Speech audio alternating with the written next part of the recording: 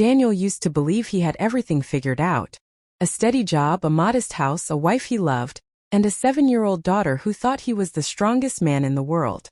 But life doesn't ask for permission before it changes. A sudden company downsizing took his job. Medical bills from his wife's illness drained their savings.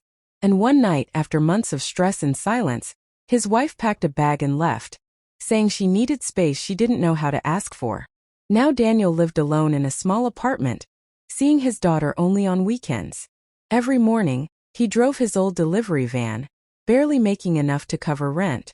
He smiled for his daughter, but inside he felt like a failure. That morning he was already late, his phone buzzing with reminders of overdue bills. His patience was thin and his heart felt heavy. As he pulled into a gas station, he noticed an elderly man standing near the entrance. The man wore a worn-out coat, too thin for the cold, and his hands trembled as he held a small cardboard sign. It read, "Hungry. Anything helps. God bless." Daniel sighed. He had seen many people like him before. Usually he looked away. Not because he didn't care, but because caring felt expensive when you barely had enough for yourself. He filled his tank, paid inside, and walked back toward his van. That's when he heard a soft voice behind him. "Son, excuse me." Daniel turned around. The old man's eyes were kind but tired, the kind of tired that came from years, not days. "I'm sorry to bother you," the man said. "But would you mind helping me get a hot coffee? Just something warm." Daniel hesitated. He checked his wallet. A few crumpled bills. That money could buy dinner later. Or gas tomorrow. For a second he almost said no. But then he thought of his daughter. How she once gave her favorite toy to another child because he looked sad. Something in Daniel's chest tightened. "Yeah," he said quietly. "Come on." Inside the store, Daniel bought the man a large coffee and a breakfast sandwich. The old man held the cup like it was treasure. "Thank you," he said, his voice shaking. "You have no idea what this means." Daniel shrugged, embarrassed. "It's nothing." But the old man smiled gently. "It's never nothing." They sat on a bench outside. The man introduced himself as Walter. He was a retired school janitor who had lost his wife years ago and his home after medical expenses piled up. He had children, but life had pulled them far apart.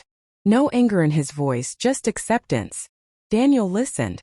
For the first time in months he felt heard too. He shared his own struggles, surprised at himself for opening up to a stranger. Walter nodded, understanding more than he said. Before Daniel left, Walter reached into his pocket and pulled out a small, folded piece of paper.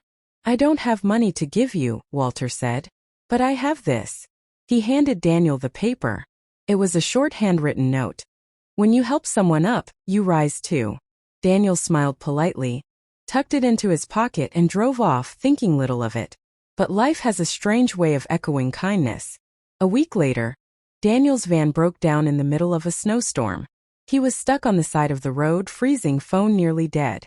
Cars passed by, most slowing down then driving away. Just as panic started to creep in, a pickup truck pulled over. A middle-aged woman stepped out with a warm smile. "You okay?" she asked. She helped him call a tow truck, gave him a blanket, and even insisted on paying for part of the repair after hearing his situation. "I was helped once when I needed it most," she said. "I promised myself I'd do the same for someone else." Daniel felt something shift inside him. Weeks later, one of his delivery stops brought him to a local community center.